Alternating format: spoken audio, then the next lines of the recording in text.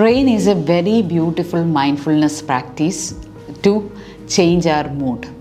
Mood ഫ്ലക്ച്വേഷനിൽ നിന്ന് ഒരു സ്റ്റേബിൾ മൂഡിലേക്ക് കൊണ്ടുവരാനുള്ള നല്ല ബ്യൂട്ടിഫുൾ ആയിട്ടുള്ളൊരു ടെക്നിക്കാണ്. ഇതിൻ്റെ 4 ടേംസിൻ്റെ ഫസ്റ്റ് ലെറ്റേഴ്സ് ചേർത്തിട്ടാണ് നമ്മൾ റെയിൻ അതിന് പേര് കൊടുത്തിരിക്കുന്നത്. First R stands for recognise what is happening. പലപ്പോഴും മൂഡ് ഫ്ലക്ച്വേഷൻസ് വരുമ്പോൾ നമ്മൾ ചെയ്യുന്നത് എന്താണെന്ന് ചോദിച്ചാൽ എങ്ങനെയെങ്കിലും അതിൽ നിന്ന് നമ്മളെ ആ സംഭവത്തിൽ നിന്ന് ഡിസ്ട്രാക്റ്റ് ചെയ്യിക്കാനാണ് ശ്രമിക്കാറുള്ളത്. വേറെ എന്തെങ്കിലും കാര്യത്തിലോട്ട് ഡിസ്ട്രാക്റ്റായി ഈ മൂഡിൽ നിന്ന് മാറാം എന്നാണ് നമ്മൾ ചിന്തിക്കുന്നത്. അങ്ങനെയല്ല, വളരെ ഒരു എമ്പത്തറ്റിക്കൽ അപ്രോച്ച്, നമ്മളെ ബ്ലെയിം ചെയ്യാതെ അത് പ്രത്യേകം ശ്രദ്ധിക്കണം. പലപ്പോഴും നമ്മൾ എന്താ സംഭവിച്ചതെന്ന് ആലോചിക്കാൻ പോകുമ്പം നമ്മളുടെ ഒരു ബ്ലെയിമിങ് നേച്ചർ അങ്ങ് സ്റ്റാർട്ട് ചെയ്യും. ബ്ലെയിമിങ് നേച്ചറല്ല നമ്മളവിടെ കൊണ്ടുവരേണ്ടത്.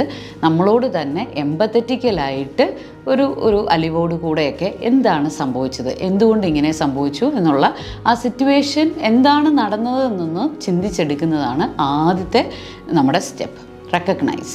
Second one is allow life as it is to be. എങ്ങനെയാണോ ജീവിതം അങ്ങനെ തന്നെ ഇരിക്കാൻ ജീവിതത്തെ ഒന്ന് നമ്മൾ അനുവദിക്കുക. പലപ്പോഴും മൂഡ് ഫ്ലക്ച്വേഷൻ ഉള്ളവരിൽ കാണുന്ന ഒരു കാര്യം, എക്സ്പെക്റ്റേഷൻ അനുസരിച്ച് ലൈഫ് മുന്നോട്ട് പോകണമെന്നുള്ള കുറച്ച് നല്ല പെർഫെക്ഷനിസ്റ്റ് ആയിട്ടുള്ള പിടിവാശിയുള്ളവരായിരിക്കും പെട്ടെന്ന് മൂഡ് ഫ്ലക്ച്വേഷൻസ് ഉള്ള ആളുകൾ. ആ ഒരു പെർഫെക്ഷനിസം ഒക്കെ ഒന്ന് മാറ്റി വെച്ചിട്ട് നമുക്ക് കുറച്ച് ജീവിതത്തിൽ നമ്മൾ വിചാരിക്കുന്ന പോലെയുള്ള രീതിയിൽ എല്ലാ കാര്യങ്ങളും പോകില്ല എന്ന ഒരു അറിവ് കൊണ്ട് സംഭവിച്ചതുപോലൊക്കെ മുന്നോട്ട് പോകട്ടെ എന്ന് അലോ ചെയ്യുന്ന പ്രോസസ്സാണ് second, A stands for. Third one is investigate. പലപ്പോഴും നമുക്ക് ഈ സ്വഭാവമുണ്ട്, ഇൻവെസ്റ്റിഗേറ്റ് ചെയ്യും, കുറച്ച് കഴിഞ്ഞിട്ടായിരിക്കും. പക്ഷെ അങ്ങനെയല്ല. ഇവിടുത്തെ ഇൻവെസ്റ്റിഗേഷനുള്ളൊരു പ്രത്യേകത എന്താണെന്ന് വെച്ചാൽ ഇൻവെസ്റ്റിഗേറ്റ് വിത്ത് കൈൻഡ്നെസ്. ദയായിരിക്കണം ആ ഇൻവെസ്റ്റിഗേഷൻ്റെ മുഖമുദ്രയായിട്ട് നിൽക്കേണ്ടത്.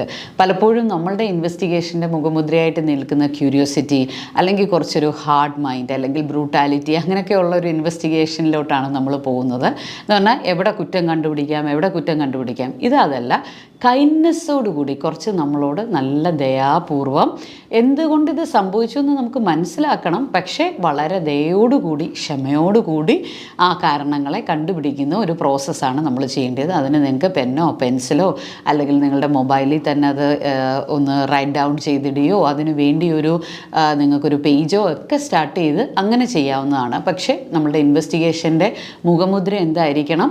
കൈൻഡ്നെസ് ആയിരിക്കണം. And last one, N stands for nurture ചെയ്യുക എന്ന് പറഞ്ഞാൽ എന്താണെന്ന് ചോദിച്ചാൽ നഡ്ചർ യുവർ കൈൻഡ്നെസ് അല്ലെങ്കിൽ കമ്പാഷൻ.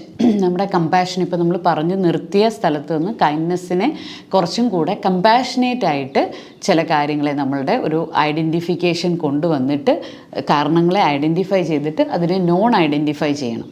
കാരണങ്ങളെ എന്നും എൻ്റെ തലയിൽ കയറ്റിക്കൊണ്ട് കാരണങ്ങളായിട്ട് കൊണ്ട് നടക്കാതെ അതിനെ അങ്ങോട്ട് നമ്മൾ പാസീവായിട്ട് വിട്ട് കളഞ്ഞിട്ട് ലൈഫിൽ